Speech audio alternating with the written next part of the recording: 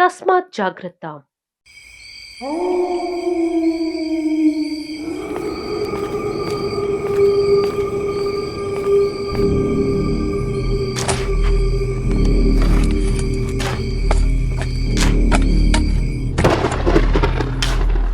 ఇక్కడ కనిపిస్తున్న అందమైన గ్రామం సిరిపురం. ఒకరోజు సిరిపురం గ్రామ పెద్ద కొంతమంది గ్రామస్తులతో కలిసి ఆ ఊరి సర్పంచ్ ని కలవడానికి వెళ్తారు. నమస్కారం సర్పంచ్ గారు. నమస్కారం. ఇదేంటి అందరూ కలిసికట్టుగా వచ్చారు? మరో వారం రోజుల్లో మన ఊరి జాతర మొదలవుతుంది కదా సర్పంచ్ గారు. ఆ విషయం గురించి మాట్లాడడానికి వచ్చాం. గుర్తుందిలే. మనం ఈసారి కూడా జాతర ఘనంగా చేయిద్దాం. అందుకు మీరే దగ్గరుండి ఏర్పాట్లన్నీ చూసుకోండి. అలాగే సర్పంచ్ గారు, అన్నీ మీరు అనుకున్న విధంగానే జరుగుతాయి అని ఊరి పెద్ద మాట్లాడి అక్కడి నుండి బయలుదేరుతాడు. నిజానికి సిరిపురం గ్రామంలో 5 ఏళ్లకొకసారి పోతురాజు జాతర జరుగుతుంది. ఈ జాతర సమయంలో పనులన్నీ సర్పంచ్ ఆధ్వర్యంలో జరుగుతాయి. ఒకవేళ ఏదైనా లోపాలు వస్తే దానికి సర్పంచ్ బాధ్యత వహిస్తారు. అయితే సర్పంచ్ చెప్పిన విధంగా ఊరి పెద్ద గుడి వద్ద జాతర పనులు మొదలు పెడతాడు. మరోవైపు గుడి ఆవరణంలో పక్క ఊర్ల నుండి వచ్చిన వ్యాపారులు దుకాణాలు ఏర్పాట్లు చేసుకుంటారు. అలా పక్క గ్రామానికి చెందిన సీనయ్య అనే వ్యక్తి తన భార్య సుశీలతో కలిసి అక్కడ బుడగల దుకాణం పెట్టుకుంటాడు. ఏంటి సీనయ్య, ఈసారి జాతరకి వారం ముందే వచ్చేసావు? అవునండి, ప్రతి జాతరకి ఇక్కడ దుకాణాలు పెరుగుతున్నాయి కదా, మళ్ళీ ఈ స్థలంలో ఎవరైనా కొత్తగా దుకాణం పెట్టుకుంటారేమో అని ముందుగానే వచ్చేసాను. అవునా, మంచి పని చేసావులే. ఈసారి సర్పంచ్ గారు జాతర చాలా ఘనంగా జరుపుతున్నారు. అవును, ఏర్పాట్లు చూస్తూనే అర్థమవుతుంది అని సీనయ్య ఆ వ్యక్తితో మాట్లాడుతాడు.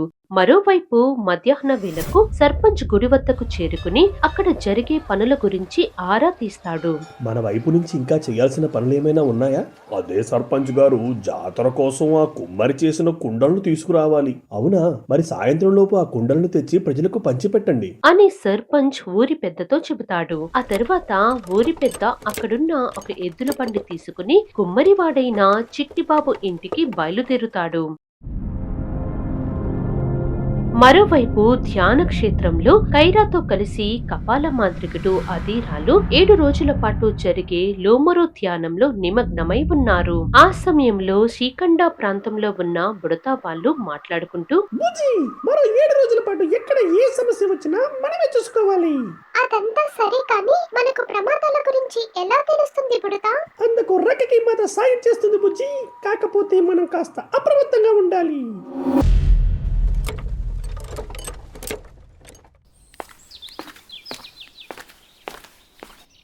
యారా చిట్టిబాబు, కుండలు తయారీ పూర్తయిందా?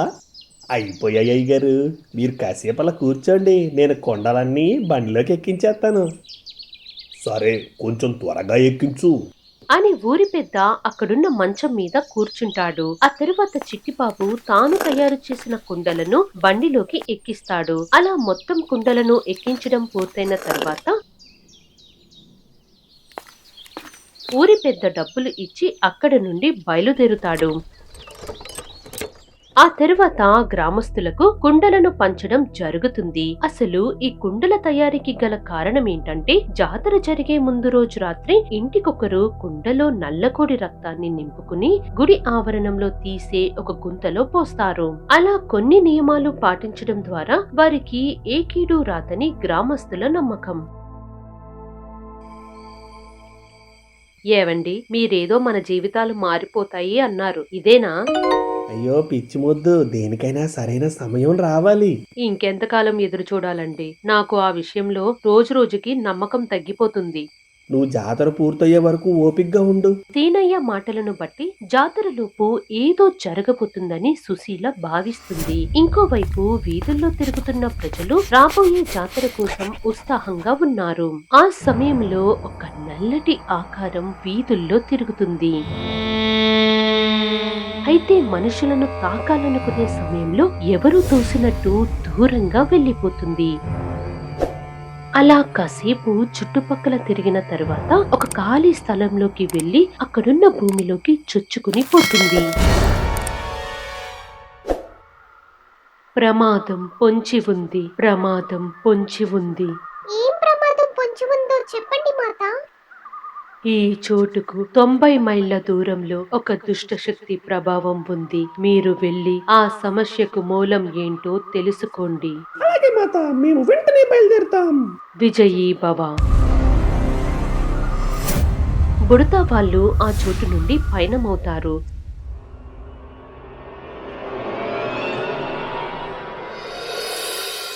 సరిగ్గా జాతర జరిగే ముందు రోజు రాత్రి ప్రజలందరూ నల్లకోడి రక్తాన్ని నింపుకున్న కుండలను పట్టుకుని ఇళ్ల బయట సిద్ధంగా ఉంటారు. మరోవైపు సర్పంచ్ ఊరి పెద్దతో కలిసి గుడికి కొద్ది దూరంలో ఒక గుంతను తవ్విస్తున్నారు. అయ్యగారు, ఈ లోతు సరిపోతుంది కదా? సరిపోతుందిలే. ఇంకాస్త లోతు తవ్వనివ్వండి సర్పంచ్ గారు. అదే వద్దులే, మీరు పోండ్రా. అయ్యా పోతురాజు, నువ్వే మమ్మల్ని చల్లగా చూడాలి. పూజారి కొట్టిన గంట శబ్దం అనేది ఊరంతా వ్యాపిస్తుంది. అప్పుడు గ్రామస్తులు ఆ శబ్దం విని నల్లకోడి రక్తాన్ని నింపిన కుండలను నెత్తిపై పెట్టుకుని సర్పంచ్ తవ్వించిన గుంత వద్దకు బయలుదేరుతారు. అలా ఒక్కొక్కరుగా ఆ చోటుకు చేరుకున్న తరువాత రక్తాన్ని అక్కడ పోయడం జరుగుతుంది.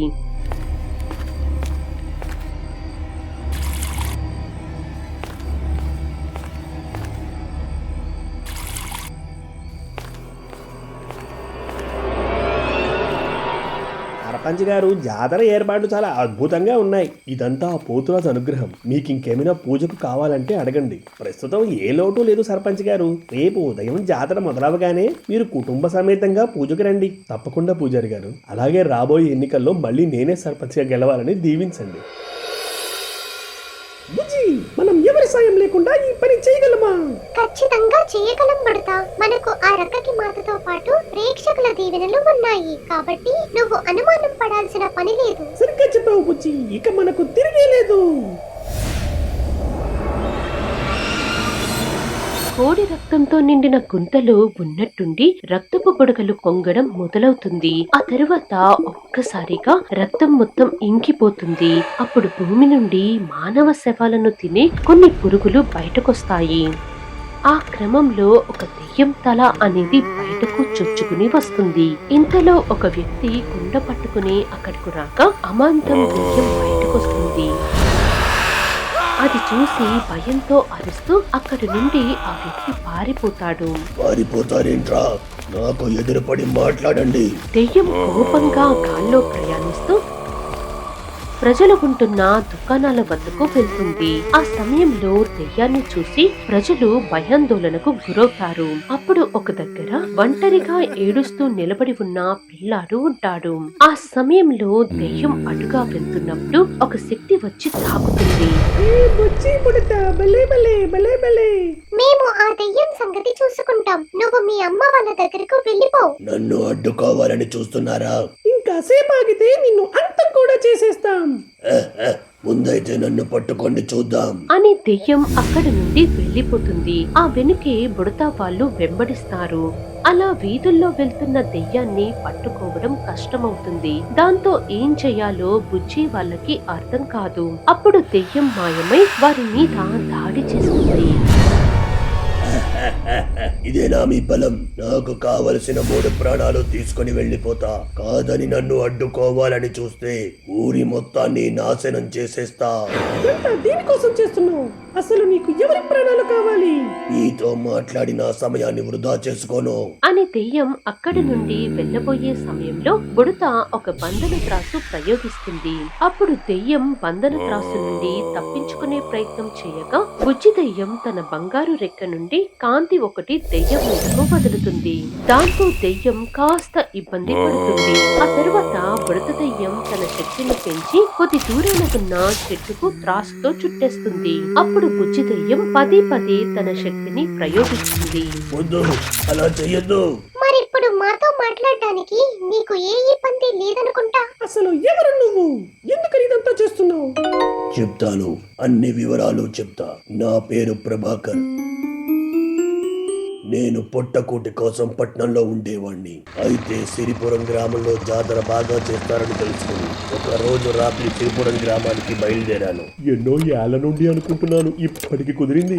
ఈసారి మాత్రం ఎట్టి పరిస్థితుల్లో జాతర చూడాల్సిందే. ప్రభాకర్ కాసేపు ముందుకు నడిచిన తరువాత అడ్డుగా ఒక పెద్ద భారీ చెట్టు పడి ఉంటుంది. దాంతో ఎటువైపు వెళ్లాలని చూడగా ఒక దారి కనబడుతుంది. అప్పుడు ప్రభాకర్ ఆ దారి గుండా వెళ్తుంటాడు. కాకపోతే ఆ దారిలో మనుషుల సంచారం తక్కువగా ఉంటుంది. ఆ సమయంలో ఎవరివో అడుగు చప్పుళ్ళు వినిపిస్తాయి. ఆ చప్పుళ్లకు ప్రభాకర్ వెనక్కి తిరిగి చూసినప్పుడు ఎవరో తల మీద కొడతారు. దాంతో ప్రభాకర్ స్పృహ కోల్పోతాడు. ఆ తరువాత ప్రభాకర్ ని గోని సంచిలో చుట్టి గుడి ఆవరణం దగ్గర బ్రతికి ఉండగానే పాతి పెడతారు. అలా జరిగింది మొత్తం 2 దెయ్యాలకు వివరిస్తుంది. అసలు నిన్ను చంపింది ఎవరు? నన్ను 3 వ్యక్తులు కలిసి చంపారు, కానీ వారు నాకు తెలియదు. నిన్ను చంపింది ఎవరో తెలియకుండా ఇలా అమాయక ప్రజలను భయపెట్టడం ఎంతవరకు సరైన పని? కాబట్టి నిన్ను ఈ లోకం నుండి పంపివేయాలి అనుకుంటున్నాం. ఒకవైపు పరిస్థితి ఇలా ఉంటే సర్పంచ్ తన ఇంట్లో భయంగా తలదాచుకుంటాడు. వద్దు, నన్ను అంతం చెయ్యొద్దు. అసలు నేను ఆ రోజు ఈ ఊరికి రాకుండా ఉండాల్సింది. ఇదంతా నా కర్మ. కానీ నా చావుకు కారణమైన వాళ్ళు మాత్రం హాయిగా ఉన్నారు. నీ బాధ మాకు అర్థమవుతుంది, కానీ ఎవరో ఏంటో తెలియకుండా నువ్వేం చేయగలవు? ఆ సమయంలో దెయ్యానికి ఏదో విషయం గుర్తుకొచ్చి, నాకు వారిలో ఒకరి పేరు తెలుసు. ఎవరది? నన్ను పాతి పెట్టే ముందు వారు మాట్లాడుకున్నారు. అందులో ఒకడిని సీనయ్య అని పిలవడం నేను విన్నాను అని దెయ్యం మాట్లాడుతున్న సమయంలో బుడగలు అమ్మే సీనయ్య కొద్ది దూరం నుండి చూస్తున్నాడు. ఇంతలో అక్కడి నుండి పారిపోతున్నప్పుడు అడుగు చప్పులు విని బుడతా వాళ్ళు చూస్తారు. నా చావుకు కారణం వాడే, అందుకే భయంతో పారిపోతున్నాడు. నన్ను విడిచిపెట్టండి అని దెయ్యం కోపంగా అరుస్తుంది. ఆ సమయంలో ఏం చెయ్యాలని బుజ్జి వాళ్ళు ఆలోచనలో పడతారు. అప్పుడు వారికి ఆకాశం నుండి ఒక స్వరం వినపడుతుంది. ఈ లోకంలో చెడు ఎప్పుడు ముందంచులో ఉంటుంది, కానీ చివరికి గెలిచేది మంచి మాత్రమే. కాబట్టి దానికి అనుగుణంగా మన నిర్ణయాలు ఉండాలి. బుడతా, తనని విడిచిపెట్టు. సరే బుజ్జి. అన్యాయంగా నీ ప్రాణాలు తీసిన వారి మీద నువ్వు పగ తీర్చుకో, కానీ దానికి గడువు ఈ ఒక్క రాత్రి మాత్రమే. ఆ తర్వాత నువ్వు ఈ లోకంలో ఉండడానికి వీల్లేదు. నాకు సాయం చేసినందుకు సంతోషం. నా చావుకు కారణమైన వాళ్ళని వీలైనంత త్వరగా కనిపెట్టి పని ముగించేస్తాను అని దెయ్యం సీనయ్యను వెతుక్కుంటూ వెళ్తుంది. మరోవైపు సీనయ్య ప్రాణ భయంతో పరుగులు తీస్తున్నాడు. చివరిగా సీనయ్య ఊరి పొలిమేర వద్దకు చేరుకునేసరికి గాల్లో నుండి హఠాత్తుగా ఒక గుణపం అతని ముందు దిగుతుంది. అప్పుడు సీనయ్య ఎదురుగా దెయ్యం ప్రత్యక్షమవుతుంది. వద్దు, నన్ను చంపకు, నాకేం తెలీదు. మరెందుకు నన్ను చూసి పారిపోతున్నావురా? నువ్వే కదా ఆ రోజు నన్ను చంపింది. నిన్ను చంపాలన్న ఆలోచన నాది కాదు. ఆ రోజు కేవలం నీ శవాన్ని పాతి పెట్టడానికి మాత్రమే సాయం చేశాను. ఆ మాటలకు కోపం వచ్చిన దెయ్యం సీనయ్యను కొడుతుంది. నా చావు వెనక ఎవరున్నారో చెప్పు. నాకు మిగిలిన ఇద్దరిలో ఒకరి గురించి మాత్రమే తెలుసు. ఆ వ్యక్తి నాకు డబ్బులు ఇస్తానని ఆశ చూపించడంతో నేను అలా చేశాను. ఎవరది? అతను ఈ ఊరి కుమ్మరి చిట్టిబాబు అని సీనయ్య చిట్టిబాబు ఉండే చోటు గురించి చెబుతాడు. అలా వివరాలన్నీ తెలిసిన తరువాత సీనయ్యను చంపేస్తుంది.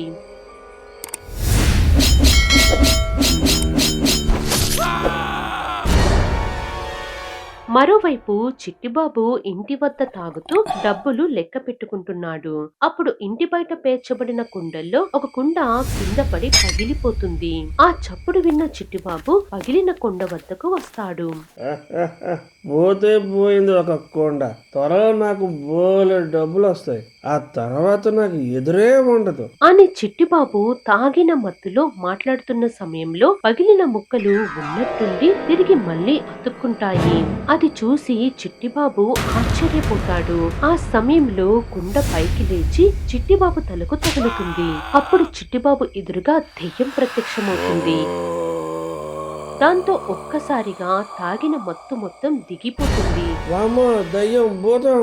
ఇంకా సేపట్లో నువ్వు కూడా దయ్యంగా మారతావులే చిట్టి బాబు. నువ్వు ఎవరో అనుకొని నా దగ్గరకు వచ్చినట్టు ఉన్నావు. దయచేసి నన్ను వదిలేయి. కొన్ని రోజుల క్రితం నువ్వు ఒకరి ప్రాణాలు తీసావు కదా, అప్పుడే మర్చిపోయావా? ఆ సమయంలో చిట్టిబాబు దెయ్యం మొహం గమనించగా ప్రభాకర్ రూపం కనబడుతుంది.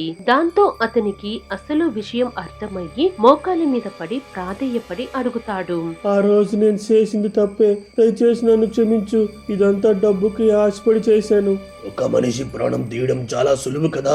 నా చావుకు కారణమైన వాళ్ళు ఎవరో చెప్పు, లేదంటే నువ్వు ఎందుకు చనిపోయావో ఈ ఊరు వాళ్ళకి అర్థం కాకుండా చేస్తాను. వద్దు, నేను నిజం చెప్తా. నిన్న రోజు చంపడానికి సాయం చేసింది సీనయ్య, కానీ మాకు ఈ పని అప్పగించింది ఈ ఊరి పెద్ద సుబ్బయ్య గారు. అలా చిట్టిబాబు వివరాలు చెప్పడం పూర్తయిన తరువాత దెయ్యం అతనికి ఊపిరాడకుండా చేసి చంపేస్తుంది.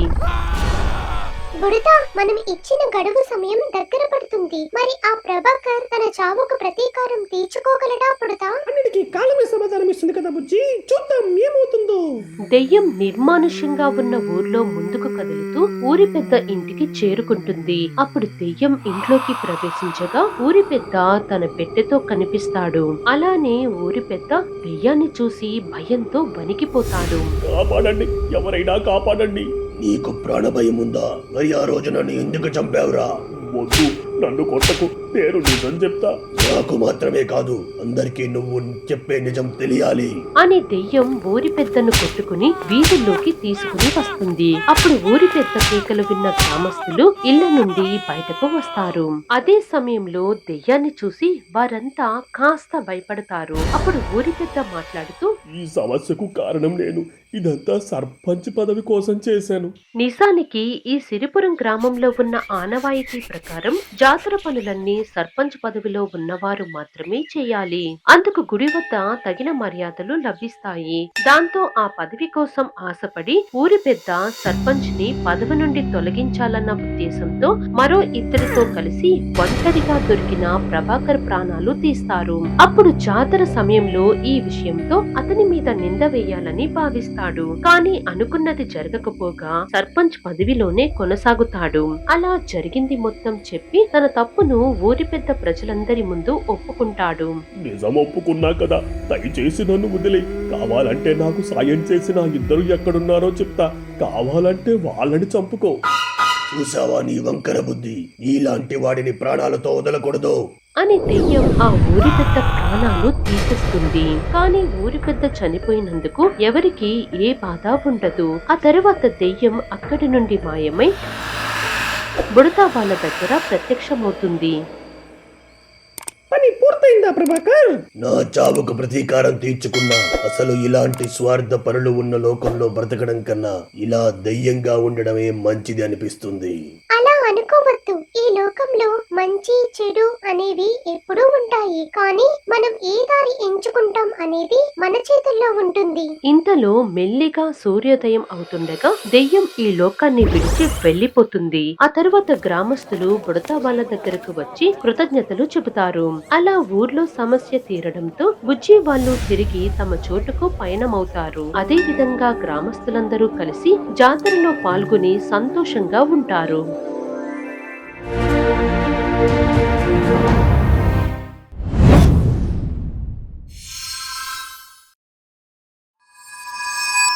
For more horror stories, please subscribe our channel.